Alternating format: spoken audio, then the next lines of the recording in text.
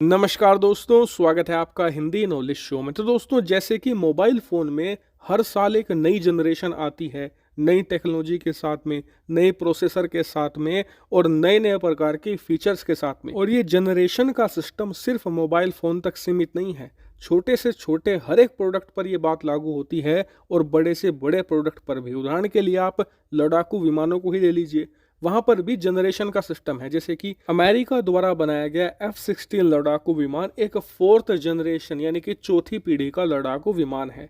इसके आगे बढ़े तो जो भारत के पास राफेल लड़ाकू विमान है वो 4.5 यानी कि 4.5वीं पीढ़ी का लड़ाकू विमान है। अब इससे आगे सिर्फ एक ही जनरेशन आती है, फिफ्थ जनरेशन यानी कि 5वीं पीढ़ी के लड़ाकू विमान। इसमें जैसे कि F-22 रैप्टर और F-35 जैसे स्टेल्थ लड़ाकू विमान आते हैं। और इस समय अमेरिका एक 6th जनरेशन के लड़ाकू विमान FA-XX पर भी काम कर रहा है। हालांकि इसे आने में अभी बहुत लंबा समय बाकी है, लेकिन मैं बस आपको उदाहरण दे रहा था कि जनरेशन सिस्टम कैसे काम करता है। अब कुछ ऐसी ही जनरेशन होती है रडार के अंदर। दरअसल रडार मानव जाति के लिए एक बहुत ही ज्यादा महत्वपूर्ण टूल रहा है। जब से इसका आविष्कार हुआ है, इसने लाखों नहीं करोड़ों लोगों की जान बचाई है। और ये एक ऐसा हथियार कंसिडर किया जाता है जिसका काम सिर्फ सुरक्षा करना है। और आप जानकर हैरान होंगे कि भारत रडारों की श्रेणी में बहुत ही ज्यादा पीछे आता है। हमने खतरनाक से खतरनाक मिसाइलें बना ली है, लड़ाकू विमान तैयार कर लिए हैं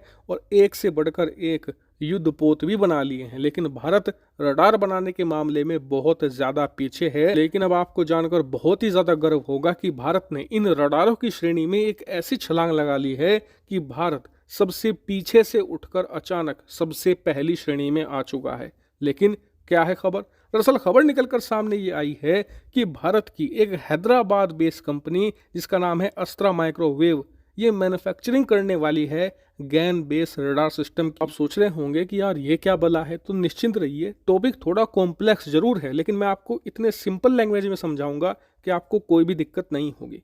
तो देखिए, जैसा कि मैंने वीडियो की शुरुआत में आपको बताया था कि हर एक प्रोडक्ट की एक जनरेशन होती है, ठीक उसी प्रकार से रडार के अंदर भी कई जनरेशन होती है। और इन्हीं जनरेशन में सबसे ज़्यादा अल्ट्रा एडवांस और सबसे ज़्यादा बेहतरीन श्रेणी है गैन बेस रडार सिस्टम की। ये एकदम लेटेस्ट जनरेशन है, यहाँ तक कि कुछ ही देश इसे बना पाए हैं और जिन्होंने बना लिया है वो इसे अभी और बेहतर करने में लगे हुए हैं। ये मानकर चलिए कि दुनिया के लगभग 98 से लेकर 99% देश तो इस श्रेणी पर काम भी नहीं कर रहे, क्योंकि ये इतनी ज़्यादा एडवांस श्रेणी है। लेकिन ये है क्या?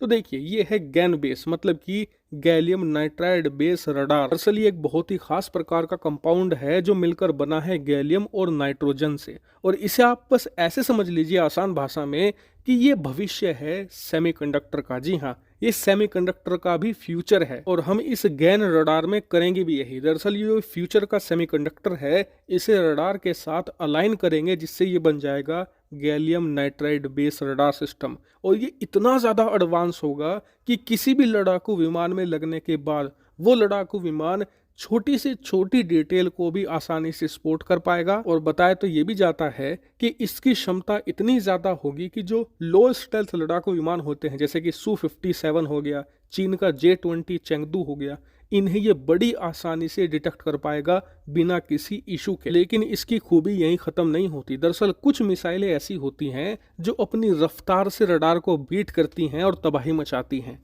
इस गैलियम बेस रडार के साथ ऐसा नहीं होगा। मिसाइल चाहे स्लो आ रही हो या फिर कितनी ही फास्ट क्यों ना हो, ये उसे बड़ी आसानी से ट्रैक करके पायलट को जानकारी दे देगा। साथ ही ग्राउंड सिस्टम पर जो कमांड सेंटर होगा वहां पर भी जानकारी भेज देगा। हालांकि क्या ये हाइपरसोनिक मिसाइलों को भी ट्रैक कर सकेगा, इस पर अभी संशय है। आने वाले समय में इस पर भी पिक्चर क्लियर हो पाएगी। लेकिन आपका सवाल होगा कि भारत इसे क्यों बनाना चाहता है? दो कारणों से। सबसे पहला कारण तो ये है कि भारत के पास अभी खुद का एक स्पेशल रडार सिस्टम मौजूद नहीं है। उदाहरण के लिए जो हमारा तेजस लड़ाकू विमान है उसमें हम इस्तेमाल करते हैं इजराइल द्वारा बनाया गया एसर रडार। और यही कारण है कि जो हमारा तेजस लड़ाकू विमान है वो पूर्णतया स्वदेशी नहीं बन पाया है। उसमें अभी तक 70% कंपोनेंट भी भारतीय नहीं है और उसमें सबसे मेजर चंक जाता है रडार और इंजन को। भारत रडार खुद का लगाकर उसे चेंज करना चाहता है और भविष्य में इंजन भी बदलेगा। इसके अलावा दूसरा कारण ये है कि ये रडार सिस्टम दुनिया में सबसे ज्यादा अल्ट्रा एडवांस होगा, इसे टक्कर देने वाला कोई भी मौजूद नहीं है। ये इतना ज्यादा खतरनाक है, इसीलिए भारत इसे अपने सुखोई 30 लड़ाकू विमानों में भी लगाना चाहता है, ताकि उनमें एक अपग्रेडेशन हो जाए और वो और ज्यादा लीथल बन जाएं। इसके अलावा एक कारण है स्टेटमेंट। दरअसल इस रडार सिस्टम को तैयार करके भारत दुनिया को स्टेटमेंट देना चाहता है कि भारत अब सिर्फ छोटी मोटी टेक्नोलॉजी ही नहीं, दुनिया की जो सबसे घातक और सबसे ज्यादा एडवांस टेक्नोलॉजी है उसका निर्माण करने में भी सक्षम है। हालांकि भारतीय कंपनी अस्त्रा माइक्रोवेव जैसे ही इसकी मैन्युफैक्चरिंग स्टार्ट करती है या इस पर कोई बड़ी खबर आती है, मैं तुरंत आपको सूचित कर दूंगा। आप लोग चैनल सब्सक्राइब करके रखना।